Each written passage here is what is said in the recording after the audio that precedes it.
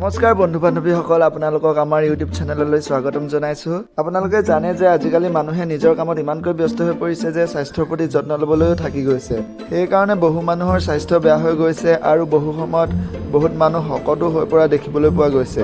সেইকাৰণে আমাৰ physical health বহু সময়ত ভালকৈ উন্নতি হ'বলৈ নাপায় আৰু আমি আনহেল্থি লাইফষ্টাইল জীৱলৈ লোৱা পৰিলক্ষিত হয়। তাৰ কাৰণে মানুহৰ কষ্ট কৰিবলৈ অসুবিধা হয় আৰু নিজক হিট আৰু এক্টিভ কৰি ৰাখিবলৈ অসুবিধা হয়। সেইটো কাৰণে বহুত মহিলা আৰু পুৰুষে আজিকালি জিমত গৈ নিজক ভালকৈ ফিট ৰখা দেখিবলৈ পোৱা পৰিলক্ষিত হয়।